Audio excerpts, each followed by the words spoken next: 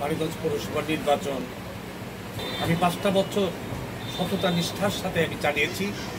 তার মধ্যে করোনা হয়েছে, করোনা দুইটা বছর তেমন কাজ করতে পারিনি। করোনার কাজ করতে করতে আমার সময় চলে গেছে।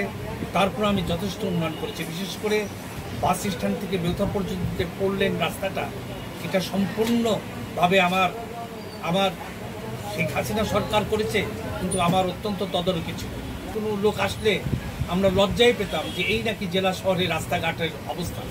এখন বাস স্ট্যান্ড থেকে বেউথা পর্যন্ত যে রাস্তাটা হয়েছে, কিছুটা হলো আমরা মানুষের কাছে বলতে পারি যে আমাদের রাস্তা একটা শিশুমান করেছিলাম, সেই শিশুমান করতে এখন আরও অস্তিত্ব নেই।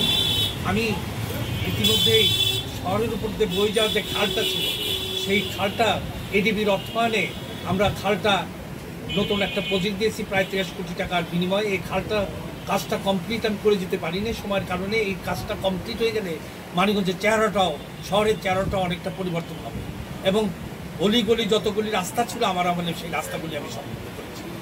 আমি আশা করি, এবং বাস স্ট্যান্ডের যে মার্কেটটা ছিল, সেই মার্কেট ভেঙে ফেলা দেওয়া হয়েছিল, সেগুলো আমি পুনর্গঠন করেছি, পুনর্নির্মাণ করেছি। মানিকগঞ্জে বড় বাজার, শহরের উপরে যে বাজার ছিল, সেটা কোনো সংস্কার ছিল না, আমি সেটির ব্যবস্থা করেছি। এইভাবে আমি চেষ্টা করেছি অনেক কাজ করার জন্য, কিন্তু সময়ের অভাবে আমি সেইগুলো করে যেতে পারিনি। আসন্ন নির্বাচনে আল্লাহ যদি আমাকে বাঁচিয়ে রাখে, তাহলে আমি নির্বাচনে মেয়র হিসাবে আমি আবার প্রতিদ্বন্দ্বিতা করব। আমার বিশ্বাস, মানিকগঞ্জের মানুষ, পৌরসভার মানুষ, পৌরসভার সর্বস্তরের জনগণ আমার আমি পরীক্ষিত, আমি প্রমাণ করে দিয়েছি যে আমি ভালো না মন্দ। সেই প্রমাণের মধ্য দিয়েই মানিকগঞ্জের সর্বস্তরের পৌরসভার সর্বস্তরের ভোটার এবং জনগণ আমাকে আবার বিপুল ভোটের ব্যবধানে মানিকগঞ্জ পৌরসভা মেয়র নির্বাচিত করবে, এটা আমার দৃঢ় বিশ্বাস। পরিবেশের মধ্যে বড় হয়েছি আমি। খরস্রোতা নদীতে সাঁতার কাটার মানুষ আমি। 1971 সালে স্বাধীনতা যুদ্ধে আমি অংশগ্রহণ করছি। আমি একজন বীর মুক্তিযোদ্ধা। সুতরাং কোনো কিছুই আমাকে নিরাশ করতে পারবে না, কোনো বাধাই আমাকে আটকে রাখতে পারবে না।